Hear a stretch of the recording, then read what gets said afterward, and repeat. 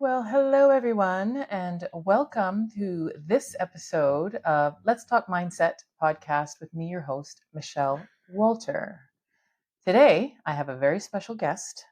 Her name is Siobhan Bent, and she is the CEO of Mortgages for Moms, and she's also the co-founder of Circle of Black Girls CEO, a really cool group that I'm a part of. And she's also a financial life coach. So, welcome, Siobhan. Welcome, welcome. Welcome, Michelle. Thank you so much for having me. It's a pleasure. I'm so happy I got to get a hold of you so we could pick your brain about some things that us mothers, widows, hmm women need to empower Absolutely. our lives. So I'm really happy that I have you here today. Oh, I'm grateful to be here. Thank you. All right. So Dusting off my mic today.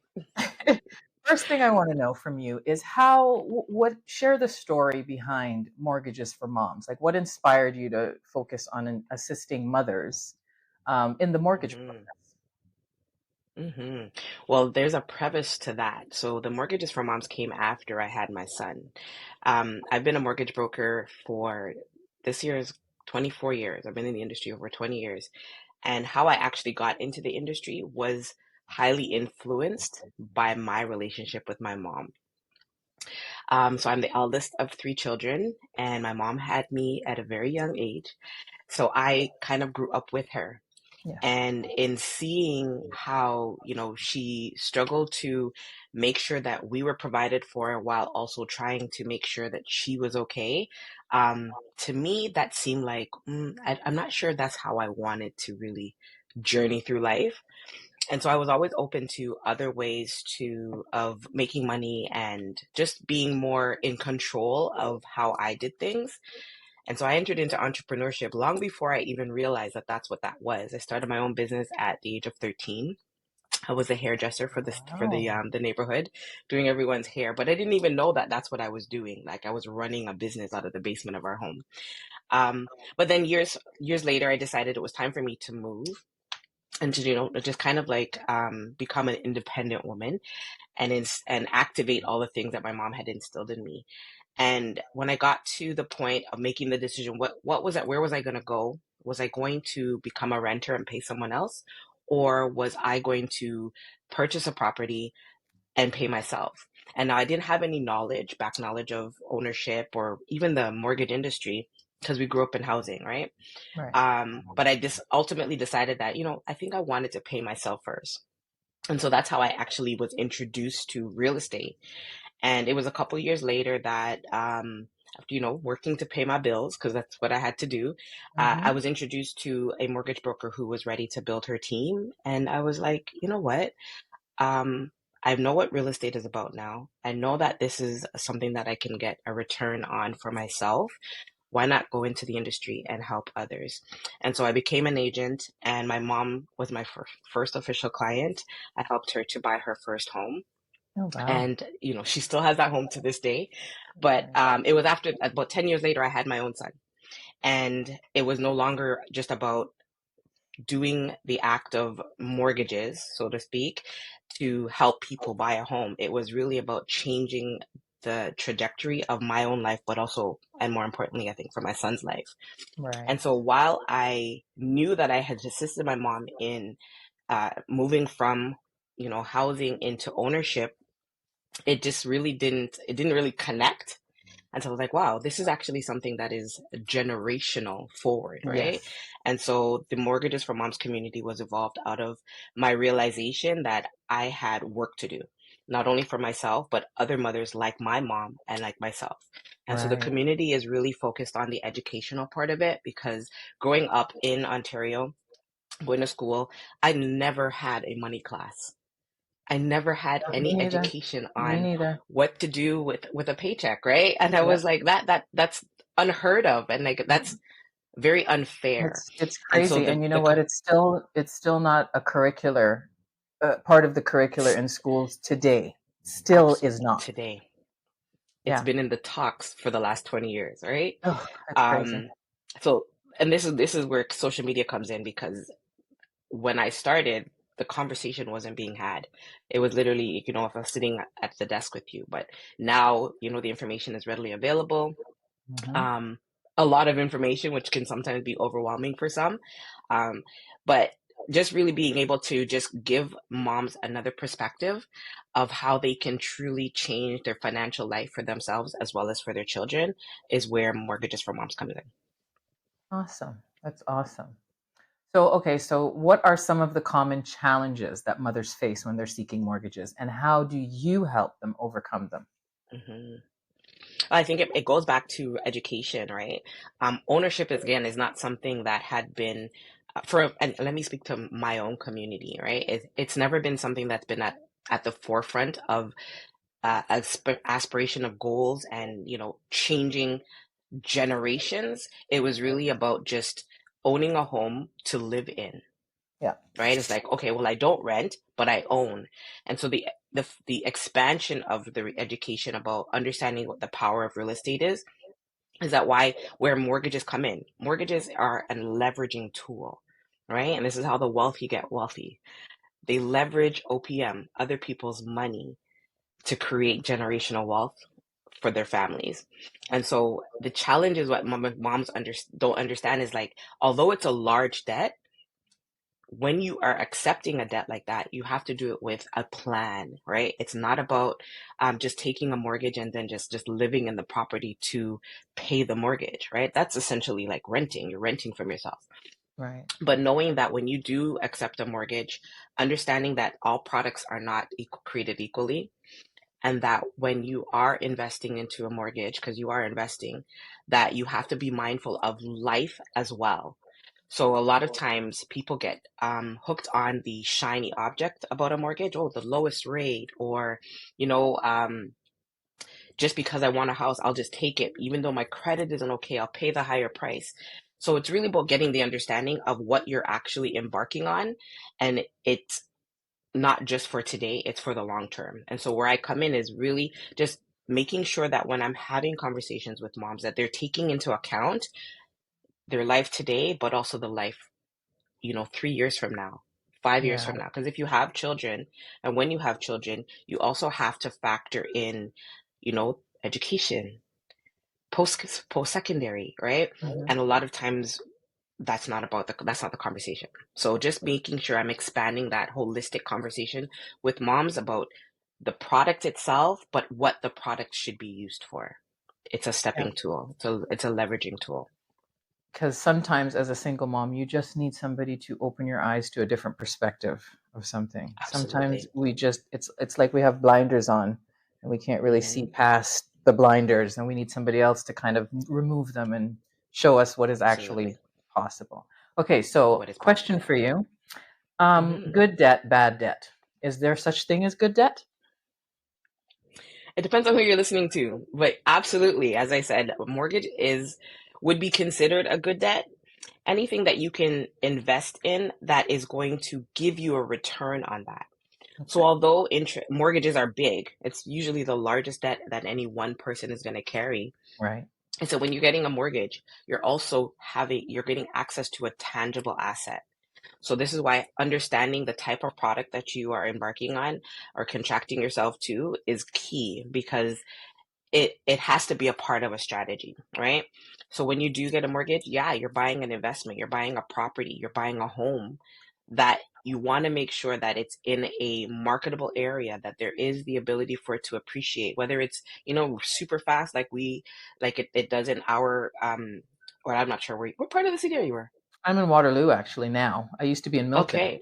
Yeah, when I joined the Okay. circle, I was in Milton, but I've recently moved to Now Waterloo. you're in Waterloo. Okay. So in Yeah. the greater Toronto area, our appreciation values, are a lot faster than, on the surrounding areas. Yes. But when you are investing in a property, you have to factor in those things, because the goal is never to just get a mortgage and to hold it for 25 years, right? No, The goal no. is to use a mortgage to buy a property that's going to appreciate faster than you having savings in a bank account, Right. so that you can then rinse and repeat. You can then leverage that property, buy another property. Right. Um, so that, I think, again, going always back to education and understanding what your life goals are and comparing that with the investment that you're going to take which is what makes a mortgage a good debt. Bad debt is what the banks are pushing on you. You know, Yeah. those increased limits, those credit cards for Credit 19 and cards. Yes. 21%, right? Yes. That have you trapped in a debt cycle that without a vision or a plan on how to get out of, right? At least with a mortgage, you know, if you have it for 5 years, if you have it for 10 years, or even if you have it for the full 25 years, you know that there's an end date. Whereas bad debt, consumer debt, there's no end date. And Mm-hmm. so people continuously end up having to live off of credit because one, we know that the economy is going through and has been for a long time. It does Yeah. the economy doesn't support incomes to increase, but they do support debt to increase, Debt right? So increase. yeah, Yeah. there's a lot of moving factors, but good debt, you want to make sure that you're going into something that is going to give you the ability to pay that off with profit versus a consumer debt that it doesn't necessarily do that for you. Mm-hmm. Okay. Good. This is I good hope that was clear. information for the listeners. That's awesome.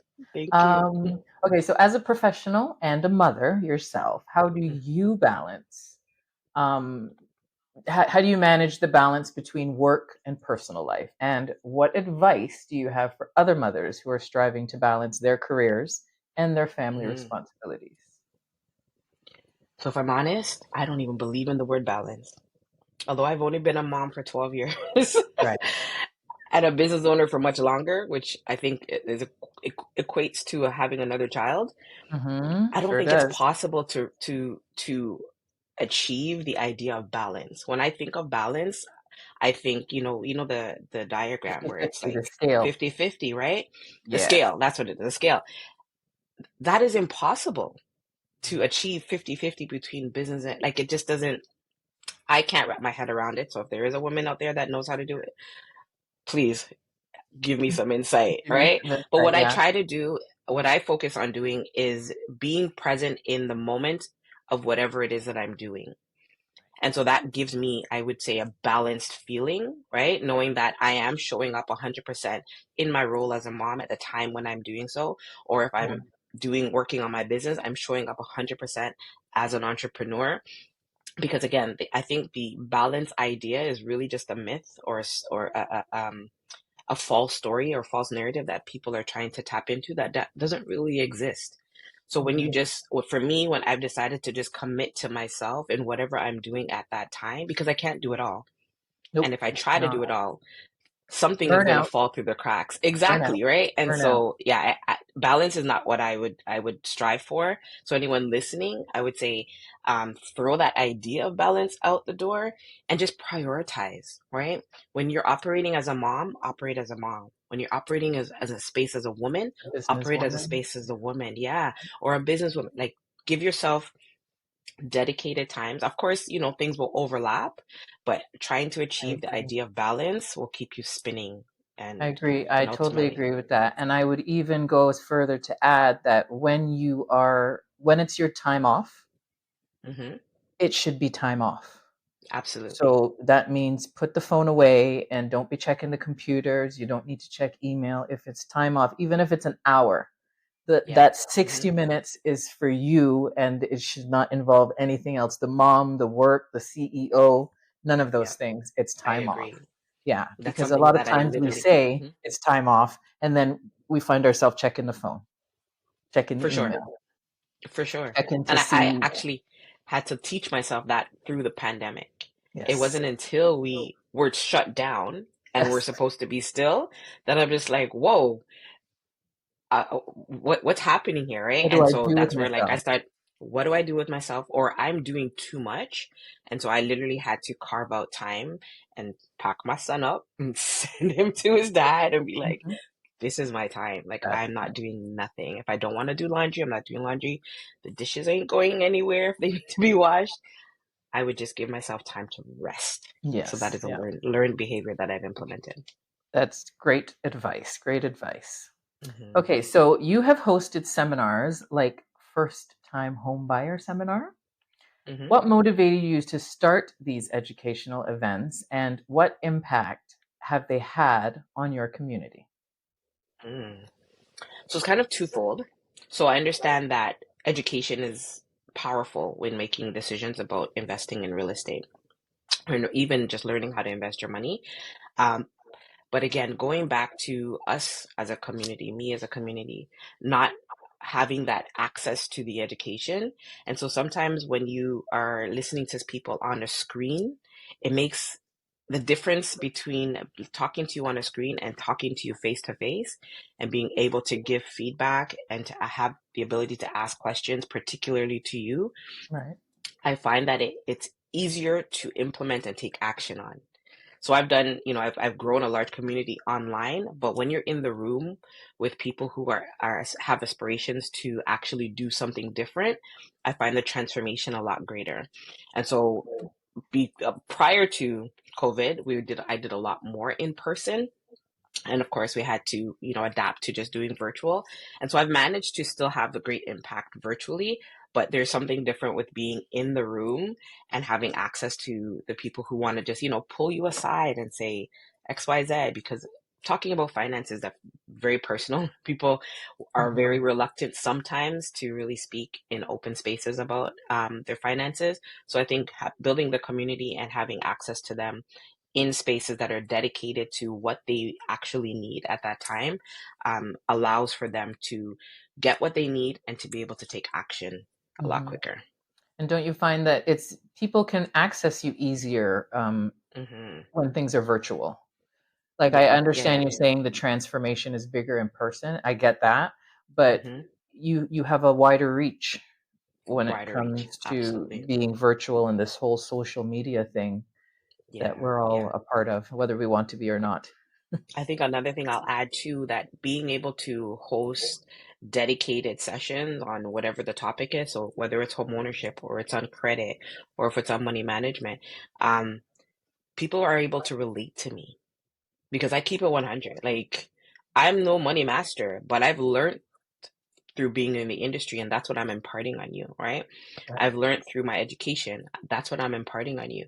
And so, because I keep it 100, I keep it real, I speak to you in layman's terms because there's a lot of, jargon that people don't understand. And when they don't Right. understand, they don't take action. I just speak to you in like a regular, having a regular conversation, right? And make it digestible, and therefore it's easier for you to take action on. Awesome. So what recent changes in the mortgage industry should potential home buyers be aware of? So there's lots of changes that have been, the government has been trying to backpedal on and help people after they've hurt the market, but I digress. That's not what we're talking about. Things like extending amortization, meaning Yes. that when you extend your payments over a longer period of time, it brings down the payment, which makes it a little bit more affordable, which also allows you to have a bigger budget, right? Their first timers is has I would say is the market that has been impacted the most over the last few years with housing prices increasing the way it has. So the entry level has been, skyrocketed, so it make it harder to get in.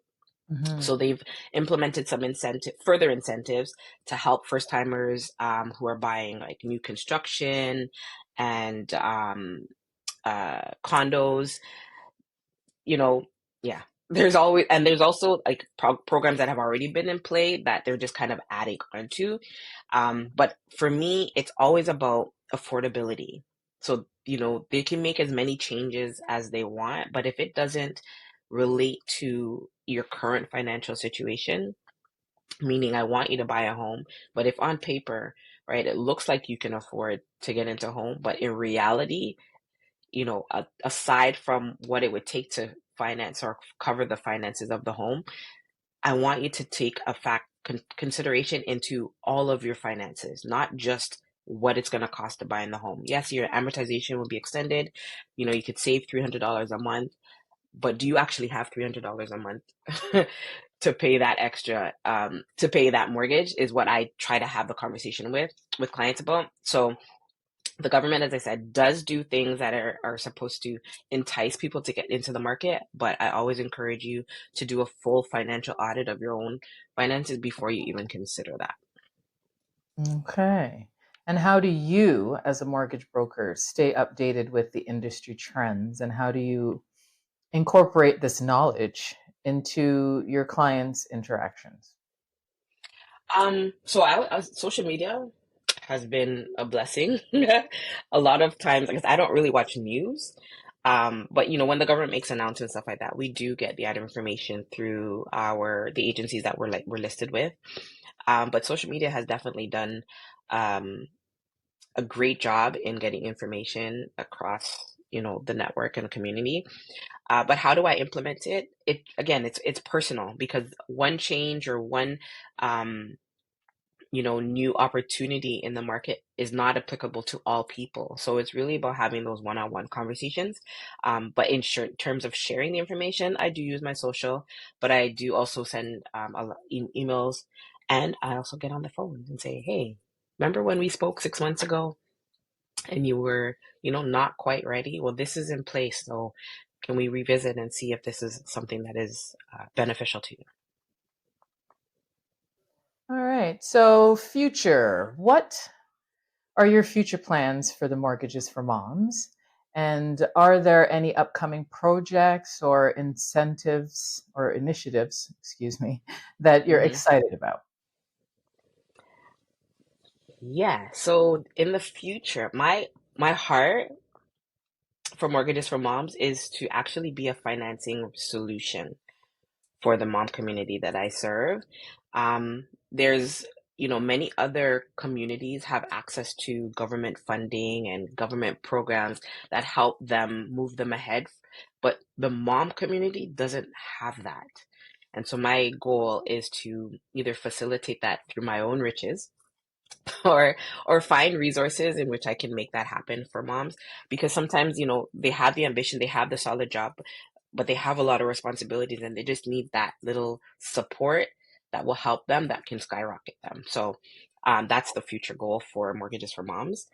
um, and coming up, what I like to do again is to really support moms along the journey. I've talked to hundreds of moms who aspire to be homeowners, but they have a lot of work to do, a lot of work to repair what they've, their finances, because of, life, right? And also, again, the lack of education, and now having to kind of clean up the mess, so to speak.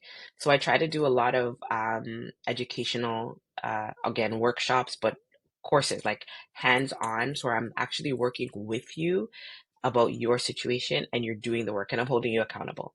So I am going to officially launch my a digital course, a financial bootcamp digital course, in the coming weeks, where you have access to me, but also to know exactly what you need to do in order to restore your finances, that will move you to the next step towards homeownership. Oh, right. That's good. That's a lot. You're busy, busy. Super busy. So, okay, so what key pieces of advice would you offer to mothers who are considering purchasing their first home? And second Mhm. question, how can potential home buyers prepare themselves financially and mentally for the mortgage Mm, application process? that's a good question. Um, have a conversation with a professional, right? Although I said, social media has done a great job in getting the information across to people, but general information won't necessarily be the information that will help you to move you to your next step. So book an appointment. It's free to have a conversation with me. It's free to, sorry, um, speak to another mortgage professional, Mhm. because knowing your numbers, right, is going to define whether it is possible for you, or if it's not, or even when it is possible for you. So I think that would be the first thing. Understanding that the application process, when you are preparing to submit an application, well, you'd have a conversation with myself. I'm going to speak to you, and I'm going to prepare you based off what I know the lender is looking for, right?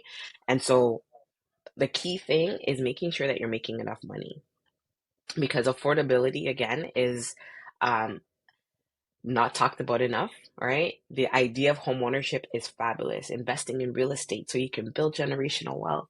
But if you can't afford it, then we have a problem. So I would think the first thing that you should focus on is making more money. Making more money. It's unfortunate, but that's I think that's the big ticket thing that people should have top Mhm. of mind. Because of course everything is increasing, right? Not only just the home pricing, like lifestyle is Absolutely. increasing, right? So making sure that you're not just buying or investing in a lateral type of investing. So moving from the lifestyle that you're currently living in into a home that will be much more expensive. So if your income is not also increasing, then you might find yourself stuck, right? So focus on making as much money as you possibly can. Also, could you speak on for the listeners, when you Hmm. say make more money, doesn't mean to go out and go get another job. That's not going to help when it comes to make more money. I'm sure that's not what you mean. But if you could just speak on different streams of income, let's say, that is Yeah, possible for us mothers out there. yes. So I would say if you are currently employed, absolutely maximize your earning income potential because you're spending a lot of your time there, right? So do whatever you can to increase your salary. Do whatever you can to upgrade yourself so that you can earn more money. But outside of your job, I'm an advocate for entrepreneurship, and I understand that not everybody is fit to be a full-time entrepreneur. But you know what everybody can do? Make some extra money on the side of their job, right? So a lot of us have talents, a lot of us have gifts, a lot of us have hobbies that we use our time to spend doing. There's a way you can capitalize on that, right? And all of us are online, right? Yeah, and I'll be bold enough to say all of us are online at some point or another, and a lot of us are spending time online, scrolling and making other people money. So if you are in a space where you know you need to make more money, you definitely have to figure out a way where you can find your own little space online to make some extra money. Business is open to everybody, right? And there's different ways that you can start business. As I said, it could be a little side hustle if you bake or you babysit, whatever it is. Um, Open up the idea to making extra funds, because that's the cheat code to wealth business. Getting Yeah, a second job, which a lot of people do, there's only 24 hours in the day, and especially if you have children, that takes away from your time with your children, right? And other things. But also, you know what that does? That makes you pay more taxes. A lot of clients that I meet that have two jobs because they need the extra money, they end up owing the government at the end of the year, right? And yeah, they're like, oh, you can deduct more taxes. But if you deduct more taxes, then that money, that the time that they're going out to work that second job doesn't equate to the dollars that they need. So it's like a vicious cycle. So of course, if you have a second job and because you need to, I get it, but there has to be another way. And so I would say open up your mind to contract work or um, I've done multi-level marketing. Like there's so many other ways that you can make extra money that will save you in taxes and also bring you more money and income in the greater picture. yeah, and I would add to that, we all have skills. We all have something that we're good at. And Hmm. so you need to figure out what that is and leverage Hmm. that Absolutely. because it could be used, like you said, even if it's baking, Yep. right? You could leverage your baking skills to make to build a little side hustle and Absolutely. increase your income through different streams and not just getting another job. Yeah. And for some, an extra $500 will make a world of difference. So think about Absolutely. that. Yeah. Absolutely. Absolutely. Well, Yes. one last thing before I let you go. I'd like you to Hmm. tell the listeners a little bit about the Circle of Black Girl CEOs. Ooh, Circle of Black Girl CEOs is my newest project, newest business venture. My partner Hazel Williams and I met through my own podcast, the Mama Means Business podcast, a little almost 2 years ago, and we literally connected. We hit it off. We had a lot of similar belief systems, morals, and so we became business besties. And through our own accountability we we started just sharing online about what we were doing, and it was received well. Like, women were reaching out. I was like, yeah, I want to be a part of that. I want to be a part of that. So we officially launched in January of 2025, the Circle of Black Girl CEOs. And it's really a space where women, Black entrepreneur women, come together to be held accountable to their business goals. I believe that the difference between a super successful entrepreneur and one who's not so successful is the activity that they do, the activity they commit to. And so, because we wear so many hats, because we carry so many roles, because we're doing so many things, a lot of us are solopreneurs and are doing everything, things tend to get pushed to the side. But if you come together every single week with your sisterhood, your community, and you said you're going to do this, and you come back next week and you don't do it, you're not going to be too happy, right? And we're going to support you. We're going to encourage you. And some people say push you, but we do it with love, right? The only way to move to the next level is to hold yourself accountable. And sometimes you can't do that by yourself, but you can do that amongst a community. So that's what the Circle of Black Girl CEOs, we're here to hold you accountable. We're here to grow together. We're here to make more money together. And we're just here to overall just become, the best and the most profitable business owners that we can be. So yes, And I would that's the add Circle that of it's Black a Girl. great circle of Black girl CEOs. They're great women. I'm a part of that group, for you who Yes. are listening. So it's awesome. So check it out on Instagram and Hmm. or Facebook, and you can find Yes. the Circle of Black Girl CEOs. It's a really good group. So check it out for you Yes. Black CEO women out there. Yes. Well, On our thank website you. too. Circle of Black Circle Girl of Black Girls. CEOs.com. Com. Okay, there we go. All the information is Thank there. you. Thank you Yes. so much, Siobhan. I Thank you for appreciate. having me, Michelle. Yes, I appreciate. This was awesome, and you really gave me and my listeners some good insight into the whole mortgage thing. And thank you for Yes. clearing up the good debt, bad debt thing, because that was a Hmm. question that I personally had. I wanted to know, Hmm. what that was about. So thank you for clearing that up, and I really You're appreciate it. welcome. Thank you for Awesome. listening, everyone, to this episode of Let's Talk Mindset, and we'll see you again in our next episode.